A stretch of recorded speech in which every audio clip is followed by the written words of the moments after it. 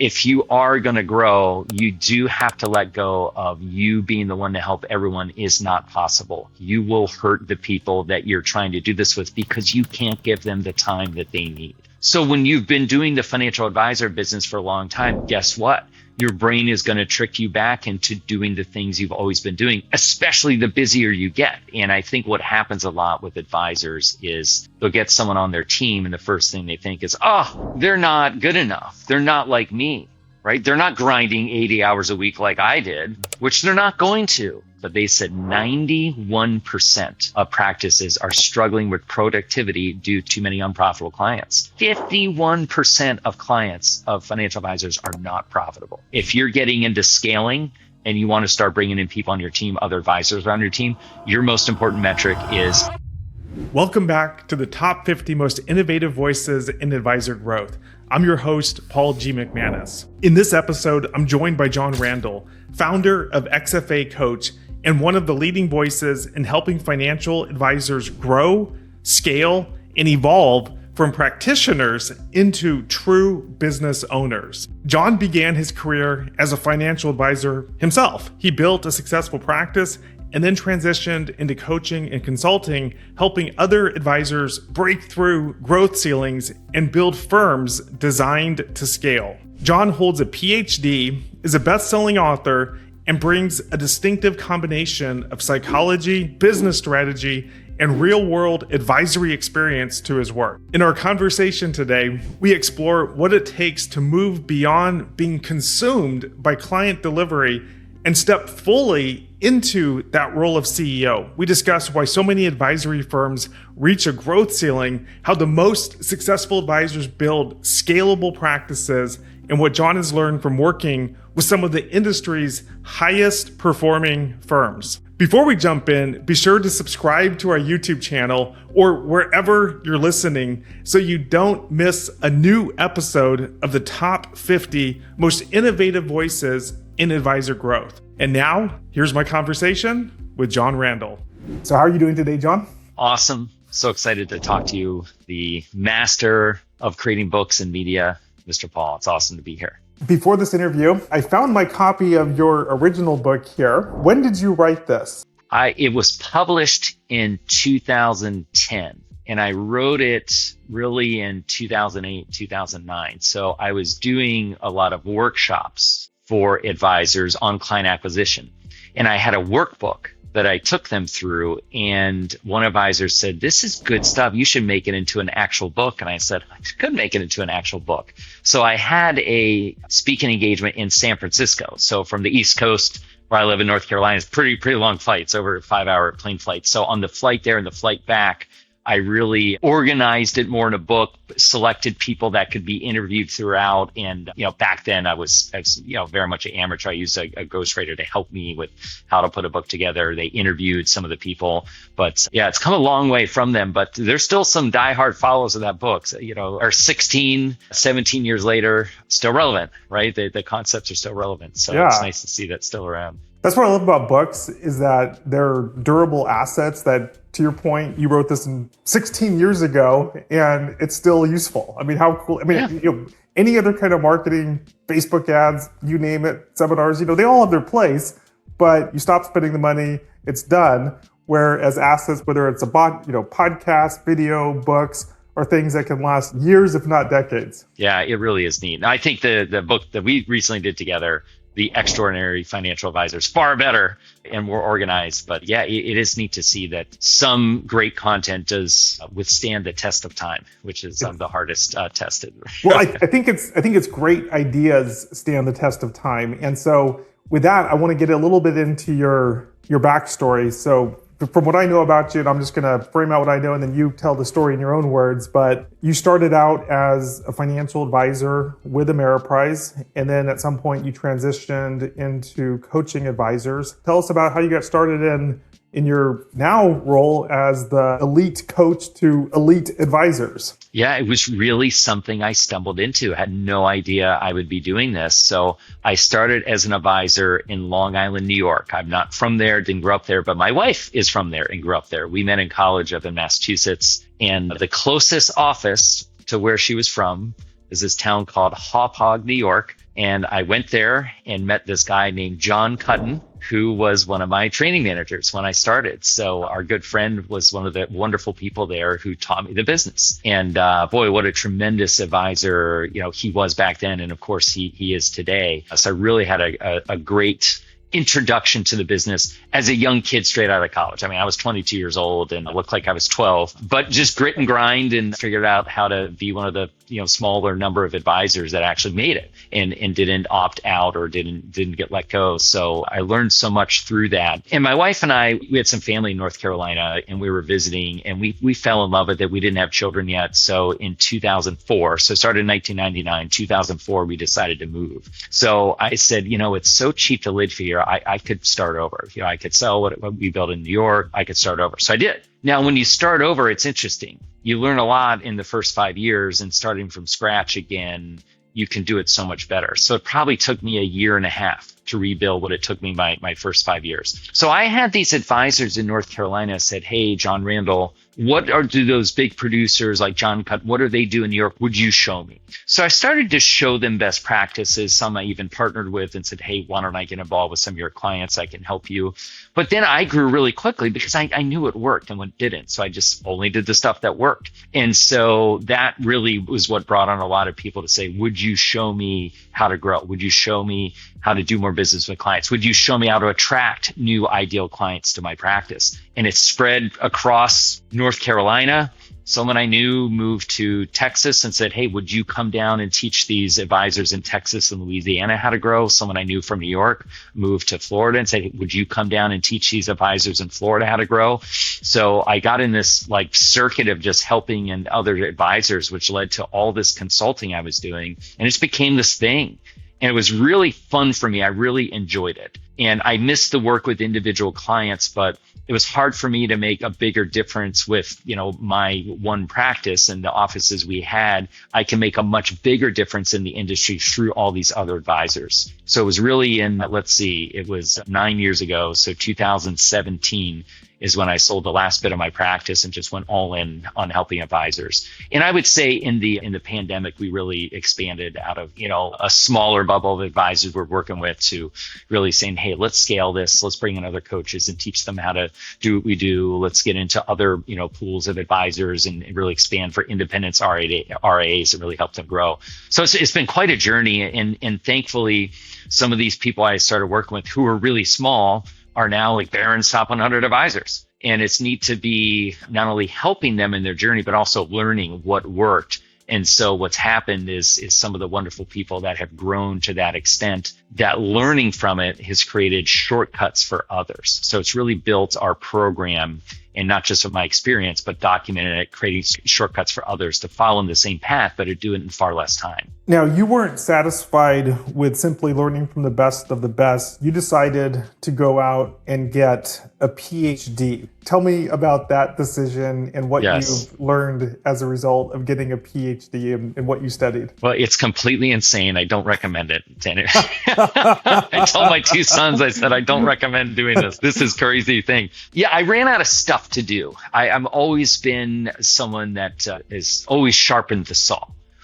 And so I did, these coaching designations, learn stuff, and would go to every kind of workshop and thing just to learn about entrepreneurship or our industry. And I just ran out of stuff to do. I was always interested in psychology. And I was specifically interested in performance psychology. And I got a taste of it. I played drums professionally when I was younger in my college years. I toured around in the summer and had some really great mentors that really did performance psychology with us in the shows I got to play in. Some of the shows I played in became, very successful Broadway shows. And so it was always there helping advisors. And part of what I joke about is that I went down that rabbit hole to figure out why financial advisors don't do what they should be doing.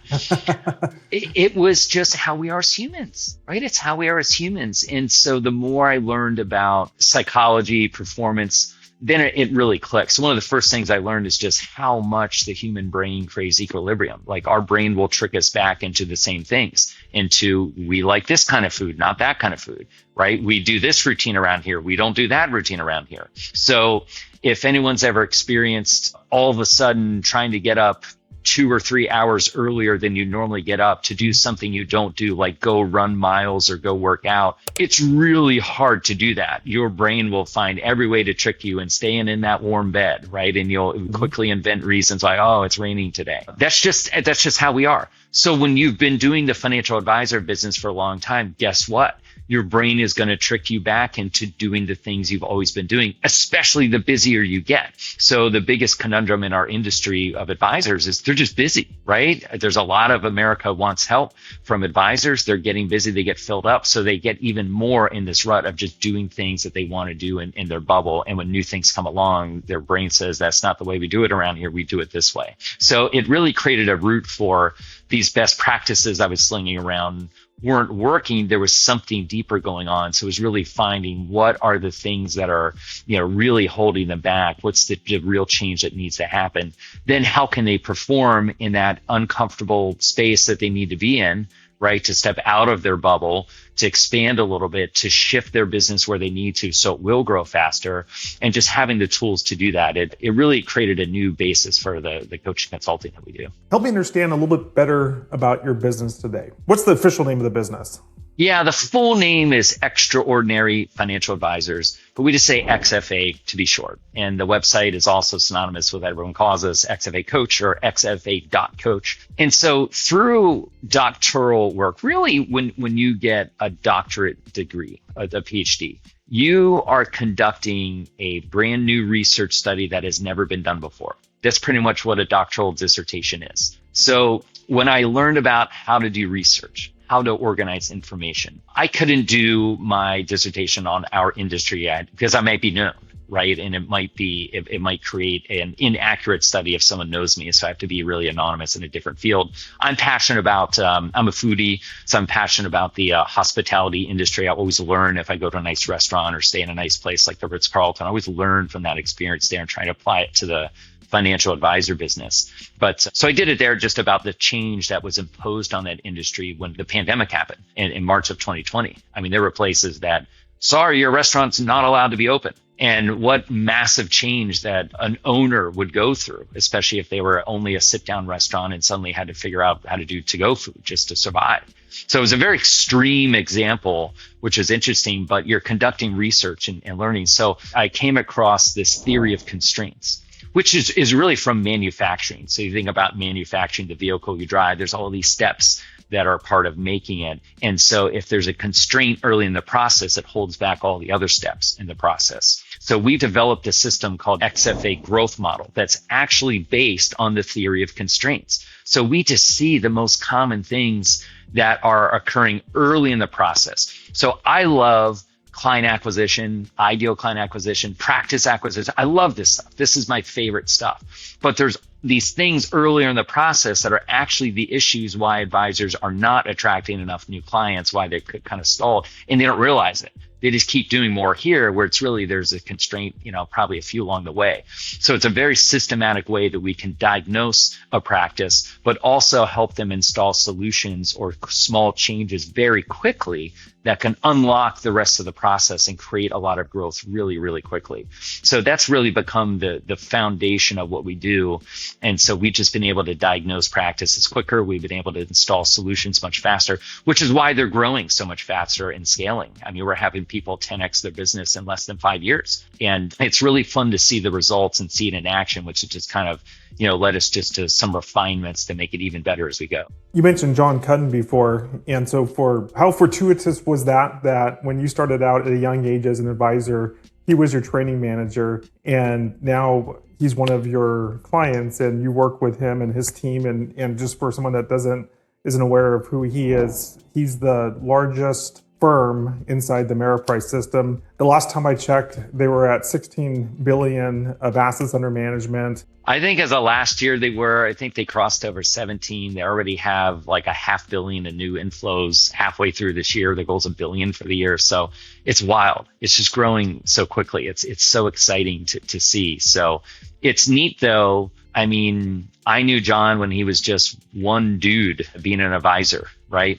And masterful with clients, masterful with other CPAs. He was just so good, so talented. He's such a driven person. too, that it was fortuitous is a wonderful word, that I could learn from someone like that early in my career, but also be part of helping the solutions to help, become a top 10 Barron's industry independent advisor.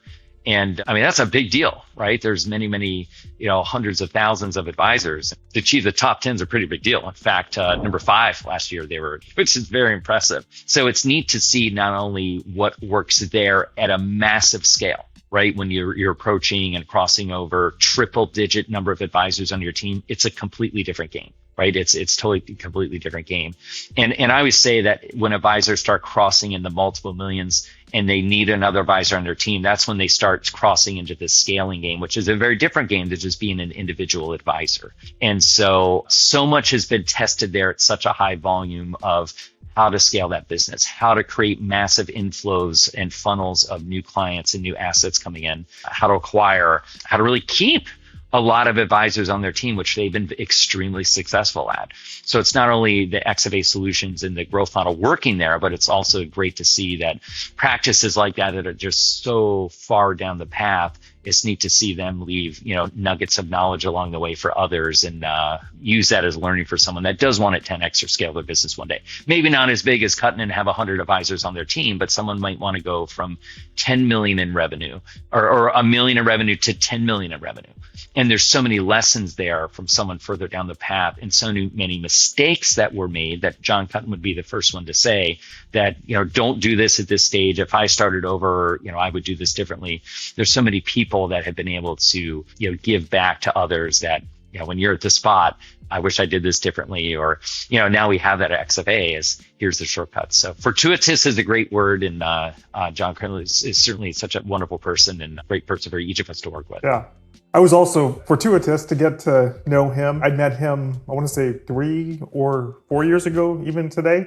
And I just published my book, The Short Book Formula. And I did what I recommend my author clients do, which is once you publish the book, go on what I call a virtual speaking tour, which essentially means guest podcasting. And I didn't know who he was at the time, but I got booked on his podcast. And since then, he's been an amazing client of mine. And, and I've helped him at this point publish one book, and we're in the process of writing a second book more aimed at advisors. Something that he had shared with me early on, which I think is an interesting story, was that when he first applied to work for Ameriprise, that they turned him down because he didn't have any sales skills.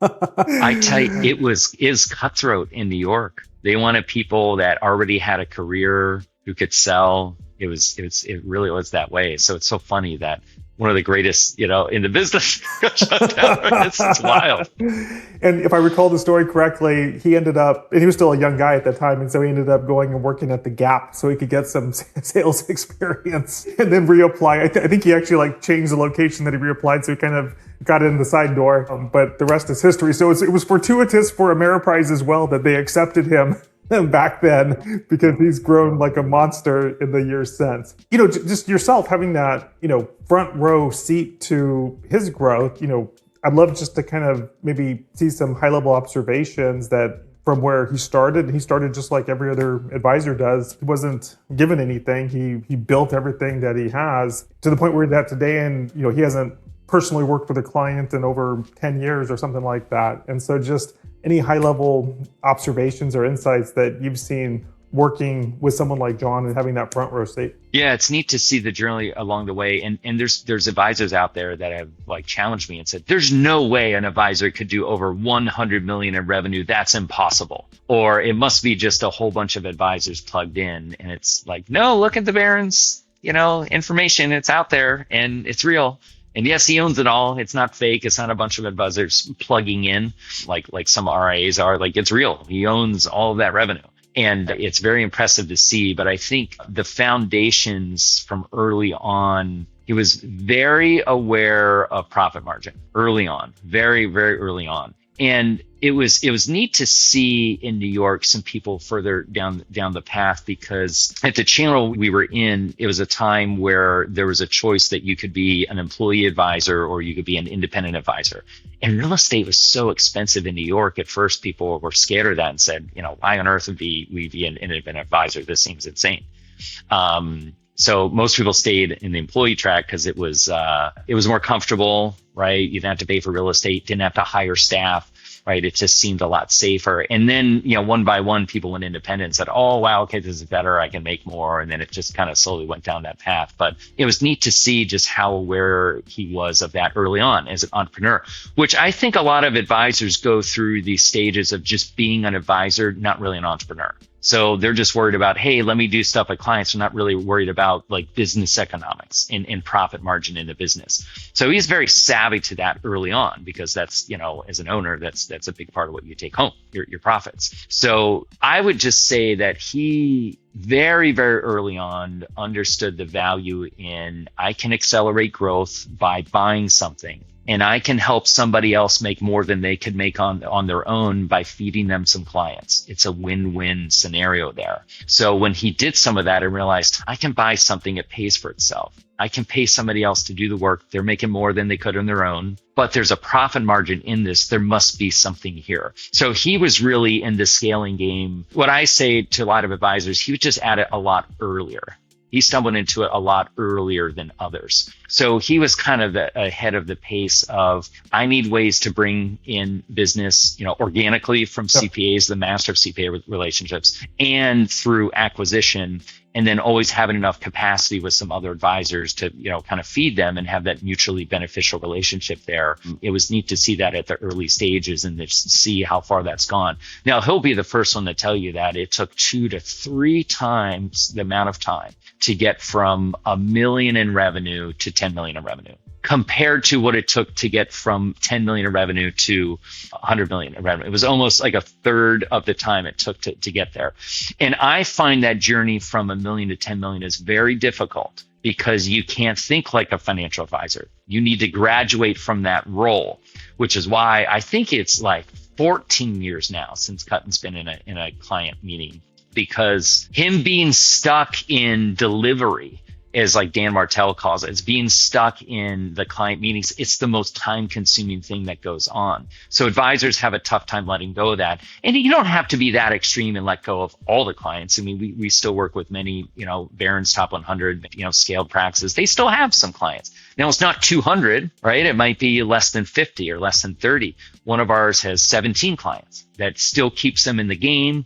They still have their advisor hat on a little bit, but it's not most of their week. So Kuttin really learned, I need to do the things that only I can do. I need to focus on bringing in more to the business through CPA relationships, through acquisitions, and feed the firm. And then you realize I'm going to get other people to help me with that. And the larger you get, the more you need coming in to keep up growth rate. So it's just neat to see that from an entrepreneur standpoint, there's the advisor department, there's centralized operations, and then there's this whole new business development department that's finding CPA relationships, working CPA relationships, finding advisor acquisitions, finding advisors to join the team to service all the business that's coming in. So there's a whole team of people now that are constantly doing that all day, every day there at Kuttin Wealth. It's their main role.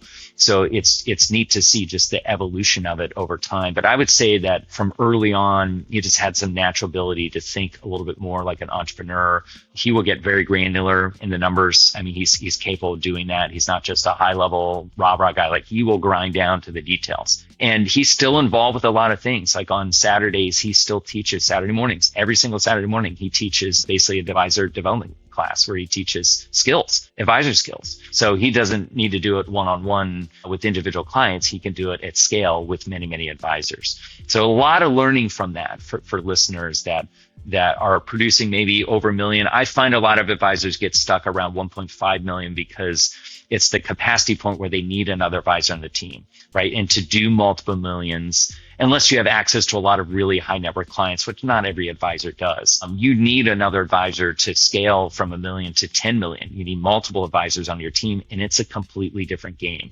So just for clarity, the people that you primarily work with, the advisors that you primarily work with at XFA Coach, where roughly are they? And now, yeah, the average firm we work with is about 6.5 million in revenue, but they didn't start there. A lot of people come in in between that million and 2 million range is probably the most common entry point where they're, at that advisor stage, they've sort of hit a ceiling. I hired another advisor. I'm not growing. What should I do? That's the most common place that people come in. We have some others come in between that million to 10 million range typically that want to be like, some of these larger practices that we work with.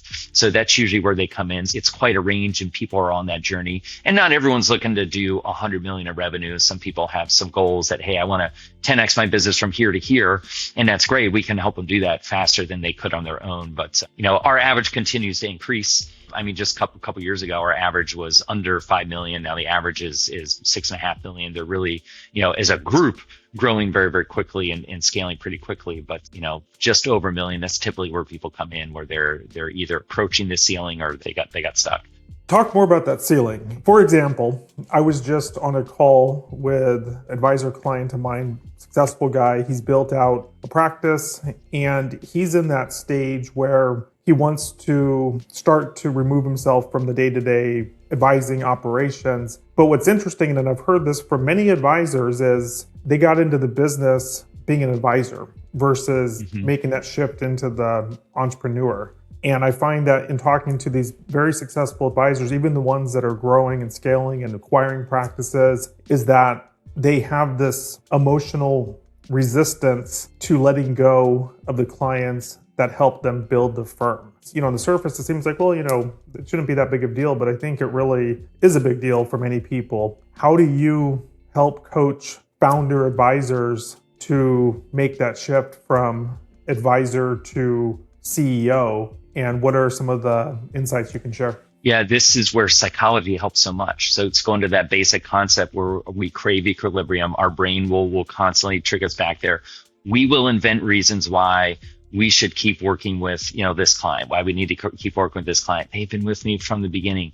They're so nice. I went to their daughter's wedding, right? We invent all these reasons. The one that hit home for me, and it wasn't until somebody else helped me realize this, that I'm not helping them by trying to hold on to them. I'm actually hurting them, because you get at a point in the business where capacity is always the number one constraint. So the founder's capacity is always the bottleneck, right? It's always the thing that holds back the business. So if you have too many clients on your plate, it's the most time consuming thing that goes on. And if you need to start doing other activities like more new business development to generate more referrals, maybe to generate some new CPA relationships to get new clients, maybe to figure out how to go and acquire some other practices. It takes a long time to acquire a practice, and they're not all going to work out. It's a big time commitment. So there's bigger things that the firm needs from the founder, that they're the only ones capable of doing it. Now, again, I reference back what I said earlier, it doesn't mean you have to totally get out of the game of being an advisor. I mean, even though it's been, 14, who knows, maybe 15 years now that Jon Kuttin, since he's seen clients, he said a couple years ago, he said, you know what? I wish I kept a small group of clients, so I was just in the game. He said I'd probably be even better if I did. But if you are going to grow, you do have to let go of you being the one to help everyone is not possible. You will hurt the people that you're trying to do this with because you can't give them the time that they need. Whereas other advisors on your team, they can. And it may not be they take over a relationship. Maybe an advisor helps you with the client relationship, especially if they're newer, they're maybe not quite to your level. They could do easy things, you do harder things. It is about getting you freer, and the client's so much better off. So it's really until they can see that new beginning of, oh, wow, the client is better off if I help them in a way that's different than my psychology of I need to do it. That's the one that hit home for me. And so when I can help other people see that, they say, oh my gosh, I can't believe I'm hurting this client by holding on to them. I should help them by getting more time with another advisor on my team and helping them find a better person to work with. So that's really the shift. And then once they see that they're actually hurting the client and they would help them by making this shift and they would help their business grow and making this shift, that's the case. Doesn't mean they are never going to talk to the client again. They could give them a quick phone call and check in once a year and be part of that. So I get that it's a very common thing, but I think it's just the root of how we are as humans and our psychology. It's always, it's the natural thing that every advisor is going to say that I just can't get out of that. I have to be the one to do it. No one else could ever do this. And going through, I tell you what, when you sell your practice, it's pretty humbling because when clients just latch onto the new advisor and run and forget about you, it's pretty humbling. And really, for me, it's like, yeah, the clients are better off, right? Because I'm not doing this consulting all the time and spending less time in my practice. The clients are way better off being with an advisor, an owner who's a full-time advisor and really all in on clients. They're so much better off from it. But once you see that when clients go to another advisor in your team and are fine, or they go to another practice, they're okay. They're not going anywhere. They're okay. And so I think there's comfort to knowing that you're still around as a founder. Maybe you're leading the person who's doing the work, or maybe you still have some input on how portfolios are run, how financial planning advice is given. There's some comfort in knowing that you're behind the scenes, or your fingerprint is still around all the things that are done there at the firm. But it doesn't mean you have to completely eject from clients. It just means you're just going to have to do this, right? You're going to have to spend time with the most important ones that create most of the revenue and profit. That's what you should do. But your time needs to be spent growing the firm, because most cases the founder's the one that can grow the firm, and they need to spend more and more time doing that. There's also, I can think of a couple examples. One is that just that emotional attachment to existing clients and people that have helped you build the firm from the ground up. Another one that I see is the founder, owner, advisor. They have the mindset, okay, I'm going to give more and more clients to my team. They're building out the team. But for the really complex cases, I enjoy them. And so there's this desire to want to be part of the more complex cases, which I think creates a little bit of that bottleneck. Do you see that play out very often? And if so, how do you advise around that? So what's interesting, we're big at XFA on client segmentation. It helps unlock a lot of time, but it helps align the time and energy of the team towards the revenue, not the asset, the revenue of the client. So when you really look at where's the revenue coming from, more time should be invested at the top. And the mistake a lot make is everything gravitates to the mean, where all clients are kind of getting this average experience. There really isn't anything special at the top, and too much time's given at the bottom, which is diluting and really, wasting a lot of time there. So I've seen some practices go to the extent of not just segmenting clients, but segmenting their team. And we have quite a few. I mean, I can count on more than my 10 fingers how many practices we're working with that have done this, where the founder has taken a small group of their team and almost having like a boutique within their larger business. And so it's a smaller number of clients and like less than 100 clients. It's a much smaller group, and they might have, another advisor or maybe a really top supporting team member that will be a very high-end experience for these high-level clients. And we interviewed some of them at our annual XFA Intensive, our big annual event that we put on. And so there is a more intense level of care where it might be weekly interactions in some case with the team, maybe monthly interactions, but it's almost like a small business within the business. And so I relate this to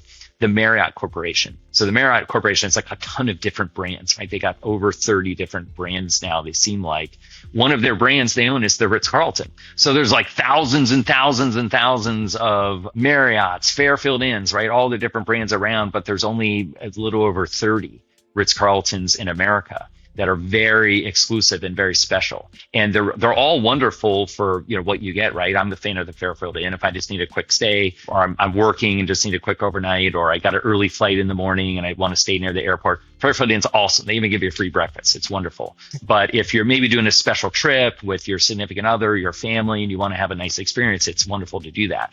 So that's kind of what these businesses have done, is say, hey, let me take a small portion of my team for a small number of clients and have a Ritz-Carlton experience with this group. And then the rest of it is very scalable, right? Your average client is very scalable. So the industry average client as of last year had about 1.66 million in assets, producing a little over 10,000 in revenue. So if you can have advisors on your team that are proficient enough to help a client with around 1.66 million, that's very scalable, right? That's very scalable. So you can have your regular advisors and regular staff helping out those kind of people. And then I've even seen teams go to the extent that, hey, we have a different team that helps the bottom of our book. So you look at the large, like, wirehouse broker dealers, they all have call centers. So a lot of those firms, they do not compensate their advisors on clients that have less than $500,000 because they know over $500,000 is where they're typically profitable. under that level, they're not profitable for traditional advisor. So they have a different offering at that level. It's more efficient, right? And it's more quick phone calls than longer traditional meetings. So I've even seen teams go to that extent where they have a small elite team working with like the Ritz-Carlton clients. They've got like their standard Marriott model, and then they have a super high volume value offering like the Fairfield Inn, where they're able to, handle many, many clients at scale, but it's very efficient. So that's a way that people can stay in the game and have fun with the more complex cases, just like the Marriott's, different brands, but all kind of under one corporation or one company. So it's a neat way that evolves, which is, it's so much fun that, of the many hundreds of practices we work with, they're all unique. The fundamentals in the growth model are universal, but their iteration of it is very unique to them, which is so cool in the independent space and RA space that you can build it exactly how you want. Your clients, your access points, your team, you can build your business any way you want. So it's neat to see what some of these evolve to. And I think a lot of it is around what the founder wants, what they might want. That I want, like that example, I just want to work with the complex cases. It's really fun for me. Awesome. Because that's really hard to replace. And if they want to do that, great. And maybe it's just them helping those clients, or maybe they have a small team eventually helps those clients. It's a neat path. For someone at that stage, I think you said maybe $1.5 million or wherever it's at, and they started the business, they're the founder, and maybe they simply do enjoy being the advisor, but they also have the ambition to grow and to scale. And I talk to advisors all the time like you do. And what I've seen is a pattern of you can do that, but you need either a business partner that can take over that role as CEO. One of the things I was just talking to someone about recently was that in my case, for example, I recently brought my brother into the business. And so it's easier for me to now step back more and to make him more client facing and me less client facing. I'd say for a couple of reasons. One is that, gets up to speed very quickly, comes already with skills and all these different things. I like to joke that, I've cloned myself and it's, he just has a little bit more hair and a few less pounds. But there's also a certain level of comfort, meaning that there's a little bit of an expectancy that he's going to be there, for the long term, and I can build off of that foundation. Whereas I think maybe other people, if they don't have that family member or maybe business partner and they feel stuck, the constraint is their calendar, their time. Yeah. What's the move for them that you find? Yeah, so you're so lucky to have, Gabe is incredible. And I think for the majority, doesn't have that. And I think what happens a lot with advisors is they'll get someone on their team and the first thing they think is, they're not good enough. They're not like me, right? They're not grinding 80 hours a week like I did, which they're not going to, right? They would have their own business if they were completely insane like founders like us, right? They would already have done it. Or they're going to leave you because they can make more money doing it somewhere else, right? So you don't want to hire yourself. And it's a very advisors really struggle with this one. They're just not good enough. They haven't, put in the grind. They're not trying to get new clients, and that's okay. That's okay. Guess what? Normal people work 9 to 5.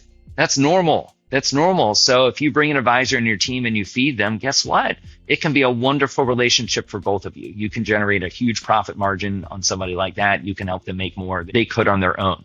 But they need to be good enough. That's it. So 60% as good as the founder might be good enough to bring the value that clients need. And that's the hard one. And I'm not saying that you should diminish the experience of your practice. I'm saying that you're probably overkill, those of you listening. You're probably overkill for what your clients need, especially your middle clients or bottom clients. And you bring somebody in that 60% is good.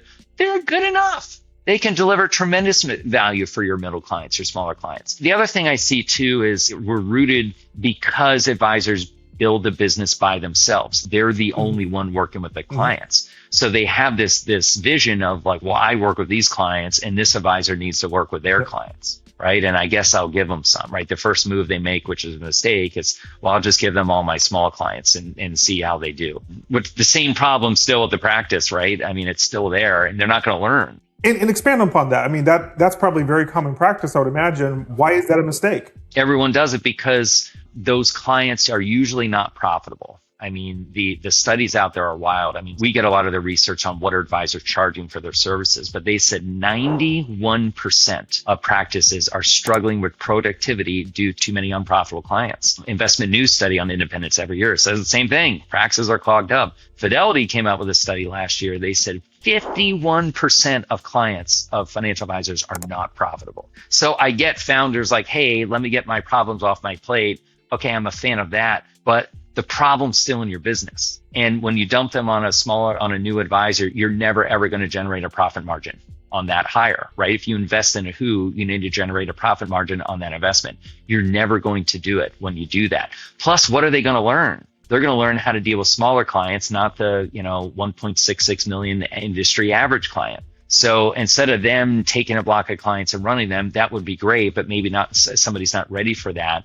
They could give value on the easier things and get to know clients, and you could do the harder things. So if you had somebody come in and handle half of your interactions throughout the year, you just bought back half your time.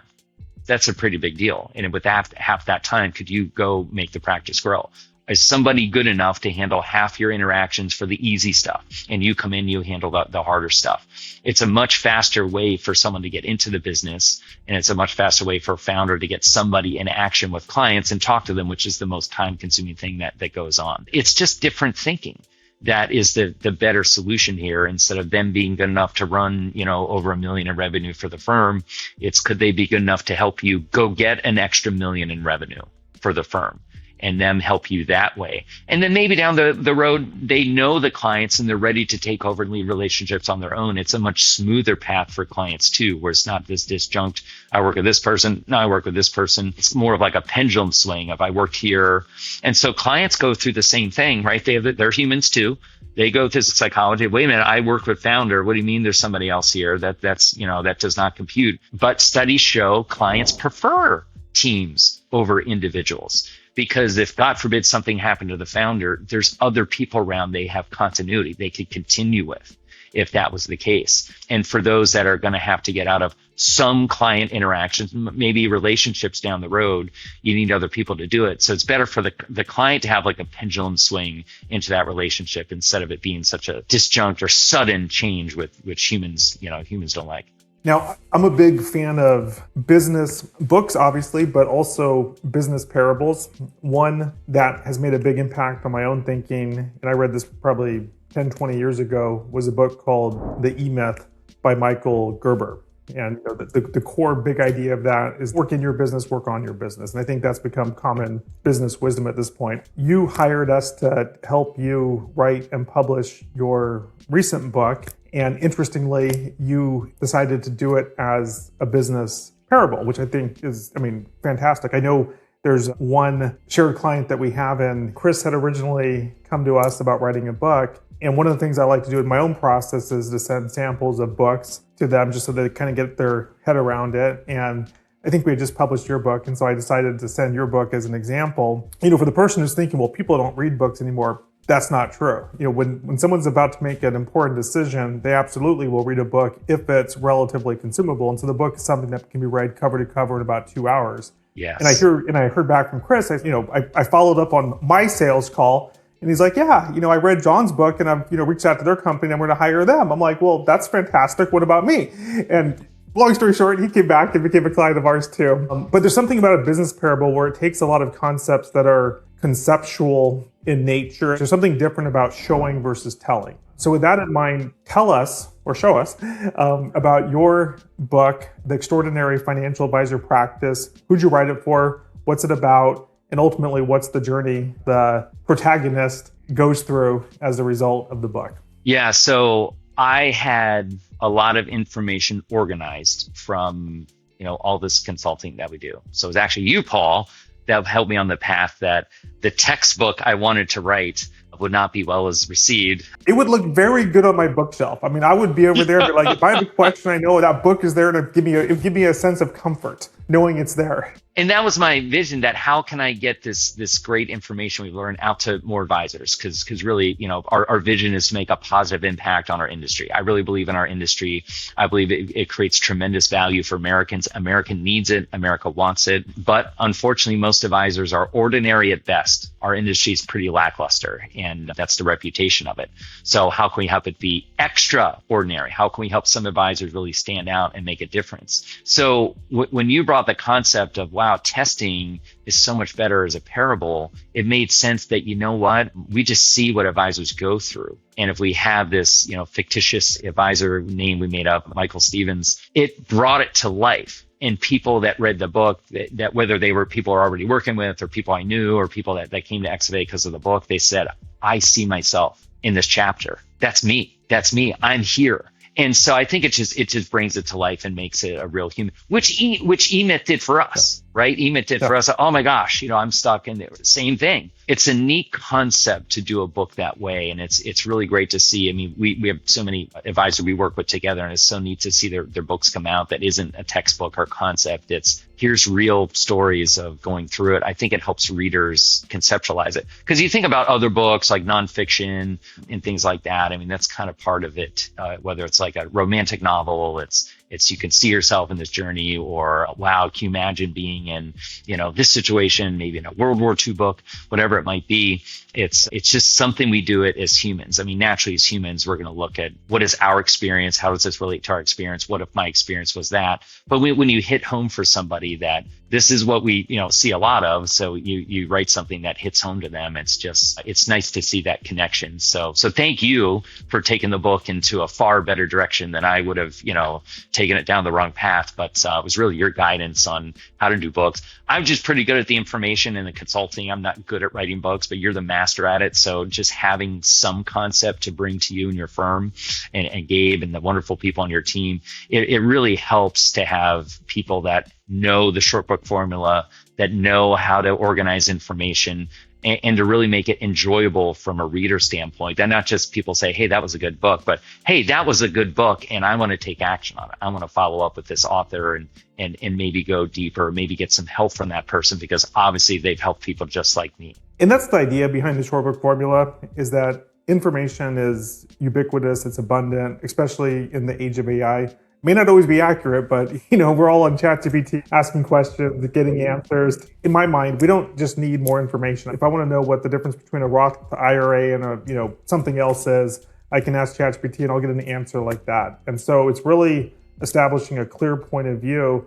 And more importantly, it's helping people to identify or to see themselves in the character, and whether that's done through a regular nonfiction or whether that's done through a business parable. I think the main thing is to be super clear on who the reader is for this, so that when they read it, they're like, that's me, he's talking to me. And that's the magic of writing a book. And so one of our shared clients, Laura, she's written a book already with my firm. And I think through your encouragement, she's decided to write a second book. And in this case, it is a business parable. And so, she's a financial advisor. And so this is geared towards her ideal reader. And anything that you can share about just the conversations that you've had in terms of helping her guide her thinking in terms of what this book could become for her. Yeah, so I would say for RAs, there's a little bit more freedom in doing the work. There's some SEC rules for advisors that are part of like an independent broker dealer, like a FINRA firm. There's a little bit more rules there. So if you're going to talk about, hey, I'm a financial advisor with XYZ firm, there's a lot of compliance that goes along with that.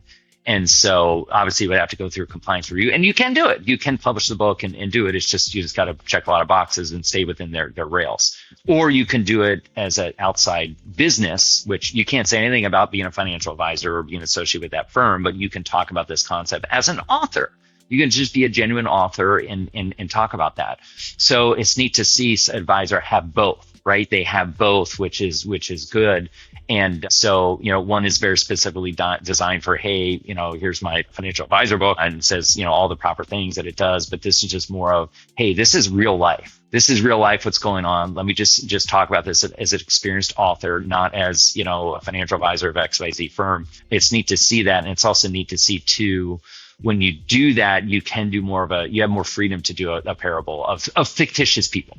right? You can have some fictitious people that are like based on, maybe real people or real life situations that you can talk about, because it does really hit home. And in business concepts, there's not a lot of parables, right? It's totally the mistake I was going to make of just here's a lot of information and it's super boring. It really is enjoyable when it really hits home to the reader, and it's like designed for, it's like, oh my gosh, I'm going through this. I'm at the same place as this person, or I'm about to be in the place of that person. It really is a neat connection point. But it's neat to see just what advisors choose and what they do. But it's just an evolution, I'd say, over the last few years of just seeing the neat books that advisors come out. And I feel like every week there's a new advisor coming out with a new book is really exciting. And they just get better and better and better, which is fun.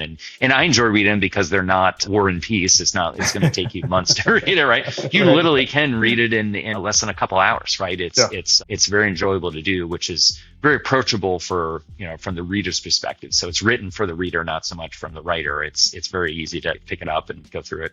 100%. I think that's one of the biggest mistakes is to think of, is to think in terms of me and what I want to say versus the best books start with who is the ideal reader for it. What's the conversation already going inside their head?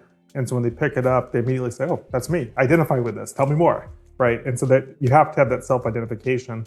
I would add to that, in terms of doing an OBA versus a non-OBA book, today, I would argue it almost doesn't matter to the extent that what's the first place that we go to now when we want to look someone up. So let's say I get, whether it's a client, it's a prospect, it's a vendor, it's whatever it is, the first thing I do is I go to either Google AI overviews or I go to ChatGPT and I say, who is Dr. Jon Randall? And it's going to give me a synthesis of who you are, and it's going to pull from all the sources that it can find online. It's going to pull, if you're an advisor, it's going to pull from your advisory website. If you're an author, it's going to pull from your author information.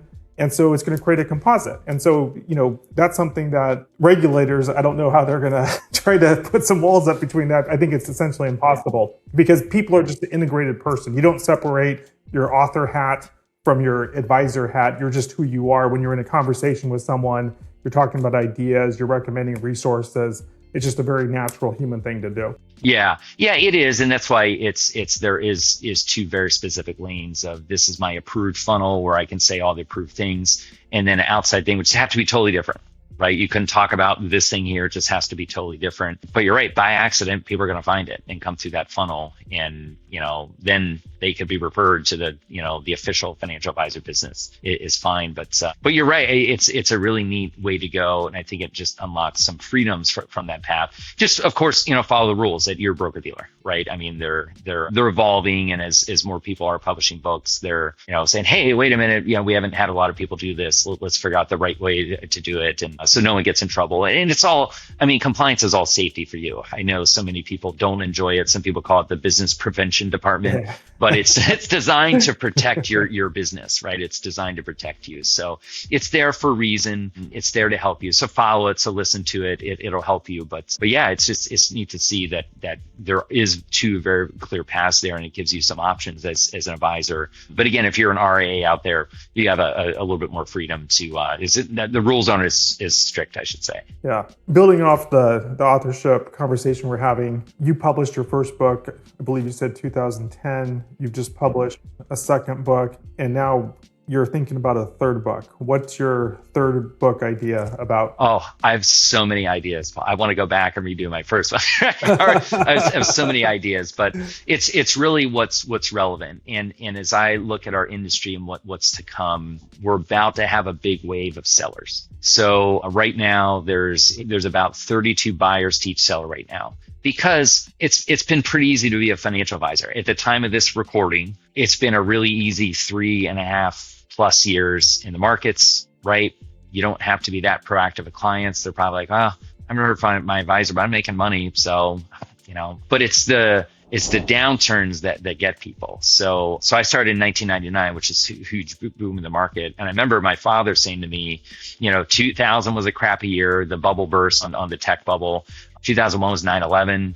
2002, the economy was just bad. It was 3 down years in a row. And I remember my dad saying, like, you okay? It seems like a pretty crappy business you chose. And I said, Dad, it's the best time to be a financial advisor because everyone's upset with their advisor. They're losing money. They're not hearing from their advisor. They want to change. And here I am. I can welcome them and give them the change they're looking for. Same thing in 2008 was a huge downturn. And those times are really where people were comfortable, consumers are comfortable. If they were ever thinking about changing their financial advisor, they're gone, right? They're making a change. So we've had a lot of complacent advisors that have said, my equilibrium is just keep on being an advisor, right? And if they creep on the edge of the cliff of jumping off into retirement and selling the business, they're like, I don't know what's down there. I'm going to back off and go back to what my brain says and just keep on doing this. But when we do have some kind of, we go through cycles in the markets, right? It goes up most of the time, but sometimes it goes down. That's what breaks people. And so I just see a lot of the complacent advisors that have been hanging on that are going to realize, oh my gosh, I'm going to lose a lot of assets. I'm going to lose the value of my business. And so I've been preparing advisors for this wave and to helping sellers be better prepared for what they should be looking for. Because I find unless advisors have bought other practices, they're not very savvy into what goes on. So not many advisors are working with a whole bunch of clients who have sold businesses. So the whole thing's kind of new and foreign. They kind of hear some stuff around the industry. They might hear, I hear practices are going for this amount, but there's so much to it. There's a lot to it. So that's what I envision. How do we help these people with what the right thing is to do? How do we help them find the right suitor or successor for the practice? What are the things that they should be looking for, evaluating? Because there really isn't a guide for them. It's just, there's a lot for buyers, right? We have a lot for buyers at XFA because we mostly work with buyers. And occasionally we do help sellers. Some people will grow their business and it's not because they're older. We've had people sell their business for 8 figures at 39, in their 40s, young 50s. They just get burnt out and they say, I've saved some money. If I sell this business, I'll never have to work again for the rest of my life. And that's a great place to be. So we've helped people sell younger within our group, but we want to get in position to help more who are selling, because I think that is the gap that I see out there. They're just not quite sure what to do. So we want to educate them what to do and make it easier for them for how, what to expect and how to find a proper seller or a proper buyer for their business. But that's really the intent of what's coming. And so to have that ready for this wave that's about to come here, that's what's coming next. And I could just see another iteration of attract more clients, better clients, and just incorporating some modernization of it. I mean, the fundamentals are still the same, like referrals and target marketing, right? That's all still the same, but there's so much evolving, right? With how clients are finding advisors, right? It really is evolving quickly, which you're on the cutting edge of with everything you do, all the media things you do. You're really on the cutting edge of that. So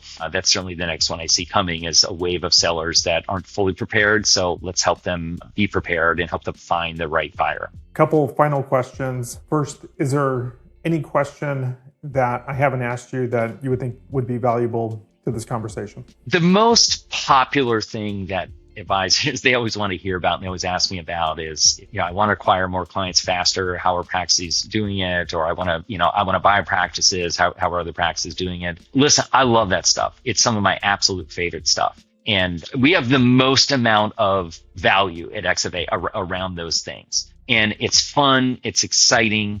I would just say that just be aware of what your constraints are that are really holding you back. So if you're not having an overflow of constant referrals coming to you, it has to do with what you're doing with clients. It has to do with optimizing what you're doing there. So I think that it just leads to what are the constraints in the business. The other thing I would say too, what metrics are really important to pay attention to. There's so much information advisors have, like AUM and GDC, and there's all these terms that are flown around, and advisors aren't sure what the heck to look at. One of the most important metrics that everyone should pay attention to is what is your revenue per client, not AUM, right? What is your revenue per client? And if you're going to grow and scale an independent advisor business, even if you just want to double, even if you're at 500,000, you want to grow to $1 million, or if you're at $1 million and you want to go to $2 million without any other advisors, that's it. It's the revenue per client. Who are the smaller ones holding you back, and how can you generate more with what you have, and how can we duplicate some of those people? Like, that is such a critical metric to pay attention to. If you're getting into scaling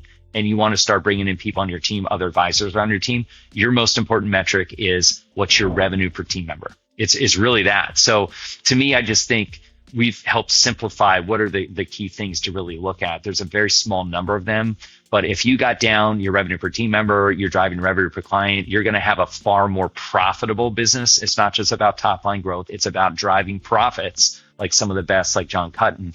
That's really the key to the business here. And then, then you're in a much better position to do all the fun growth things that we have. So it's not everyone's favorite news to hear that, oh, there's a couple things to work on before you get that. But I'm telling you, the practices that do it, we had a panel of a few advisors, individuals who attract more than 100 million in net new assets annually, all from referrals. And we interviewed them on a panel, and they all said the exact same thing, that, hey, we overcame the capacity constraint. We optimized what we're doing with clients, and our top people just started referring us. We don't do any marketing, we don't need to do anything. It just sort of happened. And so if you do some of the things I'm talking about, it will lead to so much more growth. So just keep that in mind. I love the growth things. There are definitely some techniques that are working better than others out there. But if you have some of these other constraints or lower revenue per client, the problem's only going to get worse, and you put a 0 behind your numbers after you 10x and that problem's still there, it just gets harder and harder to fix. And all this is all the stuff in the book, right, Paul, that we did. It's all in there, but that's the only other thing I'd say, just to kind of tie some of these concepts together, that those small constraints do hold that growth. And when you overcome them, it's like a rocket ship. It's awesome to see. Yeah. You have the book published. It's on Amazon. You also have an audiobook version for someone that wants to get a copy. What's the best place for them to go to? Yeah, just go to our website, exava.coach. There's information about the book there. You can just email me, Jon, Jon, at exava.coach. We're happy to hook you up with it. But yeah, we have a digital version. We actually have paired the audiobook with a flip book. I learned from my coach, Alex Ramosi, taught me that if you listen and read at the same time, it's the maximum amount of intake as a human will remember more. So we've sort of built that you can listen and read along at the same time. You really want to geek out on this stuff. But it's nice to go with the flow of the book, and you can even speed up. If, like, when I listen to audiobook, I usually speed it up to maybe 1.25, 1.5 times. You can kind of speed read going through it. But just reach out to me or go to our website. There's some info about the book, and also some free resources on our website too at exava.coach. Now, one of the things that we did with you is that we cloned your voice. And so we had AI Jon, who sounds just like human Jon, read the book. What was that experience like? It was unreal. My wife couldn't believe how efficient everything was. I mean, and all the advisors that I know who have worked with you, they talked about, in fact, I'm here visiting one today, they talked about how easy you make the process. But this one blew my mind, how I spoke into something for a really short period of time. And the audiobook came back, and I was just thinking, what on earth is this going to be? It sounded exactly like me, like my inflections and everything was unbelievable. But the fact it sounded just like me blew my mind. And my wife was like, wow. Where can people find out more about you and your work? The easiest place is the website, exava.coach. So the main thing we do with advisors is we hold scaling workshops, and we hold them about every 2 weeks. So like I said, there's some free resources on the website. There's info about the book, but what we do, we don't just coach people directly off the street, or people reach out to us. We ask them to go through a scaling workshop, and it's just a couple hour commitment. But what we do is we take people through a process to help them identify their constraints, to help them identify their fastest growth opportunities, to give them some direction. And so there's great information in there. You could just attend one of the workshops and learn a lot of great stuff and go implement it on your own. You'll have exactly what to do. We go through a little kind of a worksheet or a scorecard through it that'll give you your growth plan by going through this couple hour workshop directly with me. And then for those that do want to talk about getting some help with implementation or fast tracking their implementation, we do that after the fact. We do that after the facts. We want to teach people and learn. That's one of the most popular things people do is they check that out. There's info about it right on the website there, exava.coach. It's pretty straightforward. So free stuff, book, scaling workshop, easiest way to check us out. Everything's, super low cost or free to check that out. It's just, again, we're trying to make a difference in the industry and help more people. The more we give back to the industry, the more people that want coaching and consulting and helping from us, which we're certainly happy to do. Fantastic. Jon, it's been a pleasure. I've enjoyed the conversation. Thank you. And keep these podcasts and videos going. They're awesome.